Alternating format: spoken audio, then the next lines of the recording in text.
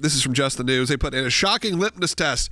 FBI security inquiry tried to unmask employees' support for President Trump. They again, going through to decide whether you get security clearance based upon your support or non-support of a political candidate. If this was Joe Biden, I'd feel the exact same way. If this was, more liberal causes, you'd feel the same way. This should not be how we are judging people based on their political preferences, whether they're going to get security clearance when they're working for the FBI. Hopefully, we are above that and beyond that. And also, we know you do not lose these kind of things just purely based on, you don't lose your free speech because you work for the FBI. That's right. And they're not supposed to be using security clearance as a punishment, or if that is something that they can try to guide or use as a carrot and a stick to get someone to do what the FBI wants to do. And then, as we've seen time and time again, when they believe that this process has been used improperly, and then they maybe go through appropriate whistleblower channels, you see retaliation by the agency. And even here, this individual was unable to make money. Well, they were put on indefinite suspendence. Yeah, we don't know if this is a man or woman. None of the details have been revealed because this is someone who is protected as a whistleblower. That's correct. And so as we'll hear from Tristan here just momentarily, we're going to get a lot more of the details, and we'll go from there. Tristan Levitt, again, who is the president of Empower Oversight. Tristan, we've worked with you. The ACLJ's worked with you over the years, but we also just recently secured a big victory for whistleblower Marcus Allen. We have a new client that we've been talking about that is pretty shocking. I want you to go break it down for us. Give us a little bit of the details of this new client and what does it reveal about the FBI's really abuse of the security clearance process. So in the course of the last year, the public's heard a lot about FBI whistleblowers, and even some before that. Chairman Jim Jordan, before he was chairman, had been writing the FBI about the fact that whistleblowers are coming to his office. A year ago, I testified before the House Weaponization Subcommittee alongside Marcus Allen, Garrett O'Boyle, Steve Friend. Since that time, we have been representing several folks, and the most recent letter to the Inspector General is about someone who's not been public. He is someone who, unlike all those other FBI employees who had no actual connection to January 6th, he is somebody that went down to the Capitol to hear President Trump speak on January 6th. When President Trump said to go to the Capitol, he went down to the Capitol building. He stayed outside. He didn't engage in any violence. He didn't go inside. He didn't break any laws. About a year later, I should add, he self-reported at that time that he had been there, but again, indicated he had not done anything wrong, and it wasn't an issue with his supervisors or security officer. A year later, he came under suspicion within the security division of the FBI. There was a referral to them, and so they started an investigation of whether he had broken any laws. In the course of that, what we've now become aware of is that after suspending his security clearance, they interviewed a number of his colleagues. These were compelled interviews. These were interviews that his coworkers had to answer. They were told that if they didn't answer truthfully and completely, their own security clearances could be subject to suspension or revocation. And they also asked about the context of their interactions with this individual who has, again, chosen to remain anonymous to this point. They asked if they'd ever socialized with him, even outside of work. So with that background, these people being forced to rat out whatever the security division wants to ask about their coworkers, they didn't ask them specific things about January 6th. They asked them, have you ever heard him vocalize support for President Trump? Have you ever heard him vocalize objection to the COVID-19 vaccine?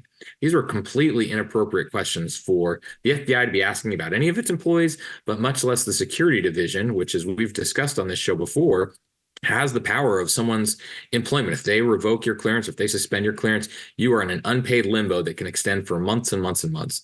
So we recently sent this information to Inspector General Horowitz, and fully expect that they will be opening an inquiry into how widespread these kinds of questions, which violate First Amendment protections, extended. Tristan, the FBI isn't supposed to use an employee security clearance as punishment or even as a carrot to try to get behavior out of them. But what does it tell you about the nature of the questions they were asking during a security clearance review about what's going on at the FBI? It's pretty clear and has been for some time, right, that the FBI went overboard internally in terms of trying to silence dissent about how people viewed January 6th or the FBI's response to January 6th more specifically. And so that was the issue with Marcus Allen, of course, in our case that we shared together, where he just said, it looks like there's some questions about this that are legitimate. That led to his clearance being suspended. What we've been hearing, and we expect that there will be other whistleblowers on this in the future, is that the security division, once anyone came within the funnel of suspicion, that's when they just went completely overboard and asking about all kinds of conservative views, and then use that as a reason for drumming them out of the agency.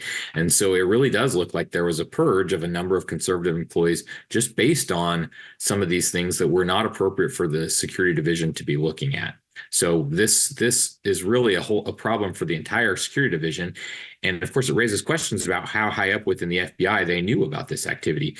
The Weaponization Committee has interviewed Jennifer Lee Moore, who was an assistant director, executive assistant director over the Security Clearance Division and other HR.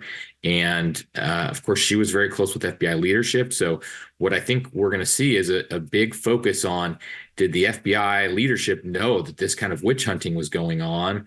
And if so, that's extremely problematic. If it were just one lower level person that just asked this, that would still not be appropriate, but might be limited to one case. We are hearing that this is happening in lots and lots of cases, and we have already been able to see, Steve Friend, in his case, he's confirmed that others of his colleagues were asked questions like this. So it seems like this might just be the tip of the iceberg. I see a lot of comments coming in. People want to know then what's the action? What's taking place? So right now, you've sent a letter to the DOJ Inspector General Michael Horowitz. You've gone over a little bit what you're going to lay out for him, but not only what did you lay out, but what do you hope actually comes from this? I think that's what a lot of people's concerns are when they hear about this, when they know that you have found this information or worked with these whistleblowers, but now they go, but now what? Because they see the corruption happening. They see the rooting out of conservatives in these organizations and in these departments. So I guess, what do you hope comes from this letter? Two things. First off, I expect there will be, like I said, a widespread investigation by the Inspector General. They have access to all of this. Security clearance process is not one that typically gets a lot of oversight. In some ways, it's subjective, right? And it's really left up to individual agencies, even though they're supposed to use broad guidelines that are put out in executive order and administered by the Office of the Director of National Intelligence. But so for the IG to do this deep dive here, I think will be critical. I think Congress needs to hold the IG's feet to the fire to make sure that they do this thoroughly and completely. Congress needs to additionally do its own oversight. That's the big picture of the investigating. From there, I think it really depends on what they find. Again, if this was a widespread problem, then there are definitely staffing changes and other things. People need to be held accountable for this kind of inappropriate behavior. It may be that there are structural problems with their security clearance process, which we've already highlighted just in a whistleblower context, but this extends even beyond the whistleblower context. Even if someone wasn't a whistleblower, it's not appropriate to ask questions like this in a security clearance context. So I think there are a lot of reforms that need to happen. There will be staffing changes that need to happen, and potentially legal changes as well. I've, of course, advocated legislative changes to try and strengthen FBI whistleblower protections. We've talked about how the Supreme Court case in Navy versus Egan really impedes any outside review of security clearance cases. Otherwise, it would be the Merit Systems Protection Board that I sat on as a member until about a year and some change ago that would be an outside look at these. So someone could say, this is unfair how I was treated in a security clearance case. So those are all things that can happen. Along the way, if it becomes clear that some of the individual FBI employees who lost their clearances had this really taint the process, we're going to fight for them to try and get those clearances back. And of course, we have joined ACLJ. We've worked with Garrett O'Boyle for quite some time, but we are now representing him as we prepare to file a retaliation complaint with the Inspector General. We want to see justice for some of these specific individuals who we can see had the process used against them. And Tristan, we only have about a minute left here, but you mentioned the IG letter and hoping that an investigation comes out of that. But as you see things where there's potential First Amendment claims or things of that nature that could also be looked at here, do you anticipate any legal action will be needed to take on behalf of the client as well? It's hard to say. For now, the quickest route to move forward is working with the Inspector General, and that was very effective for us with Marcus Allen. And so that is the step that we're going to focus on. Beyond that, all options are open, but we'll see what makes the most sense to help our client. All right, thank you so much for joining us again. That was Tristan from Empower Oversight.